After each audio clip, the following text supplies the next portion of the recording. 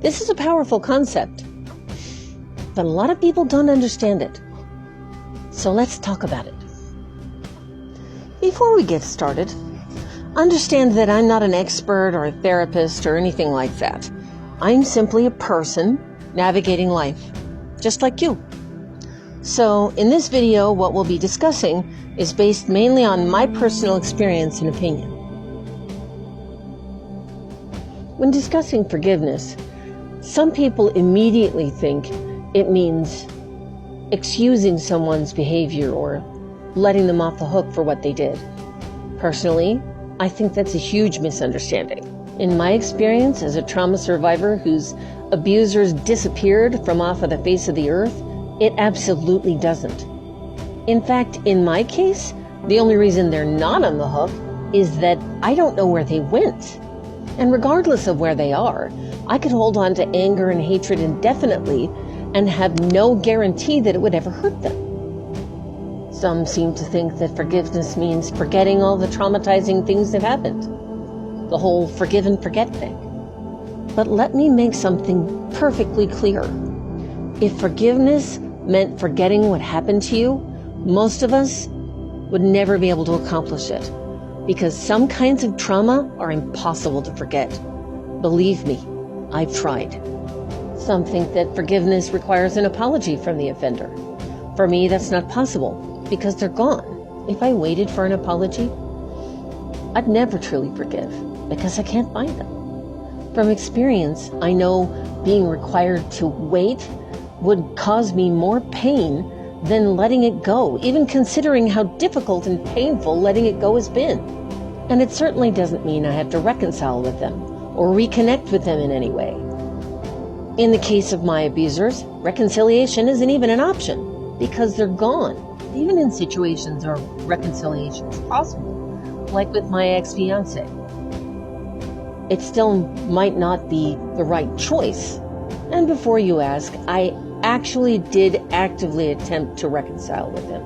His abusive behavior made that impossible. In the end, reconciliation implies a restoration of trust. And trust isn't really something you restore.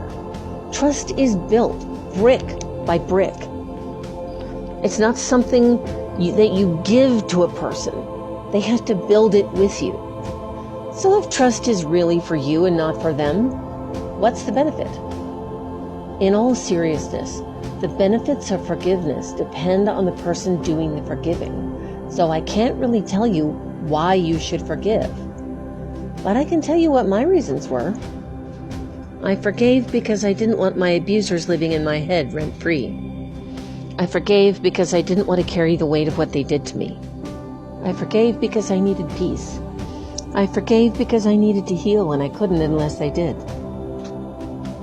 Most importantly, if my abusers ever turned up in my life again, I wanted them to see that I was living a good life in spite of them, that they had not had the effect on me that they hoped to.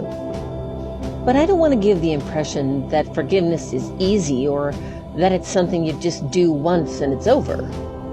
It's something I do with a fair amount of regularity, like brushing my teeth or washing my hands.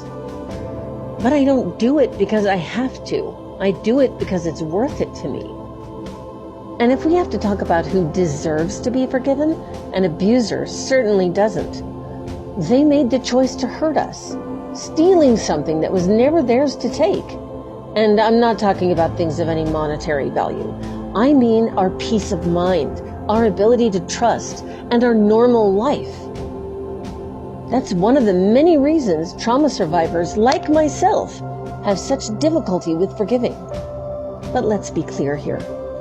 If anyone deserves the powerful freedom of forgiveness, as difficult as it is to accomplish, you definitely do. As they say, forgiveness is a gift you give yourself. Just, take your time with it. And be careful not to judge other people's progress. Remember, when or even if you forgive is up to you. I hope that clears things up.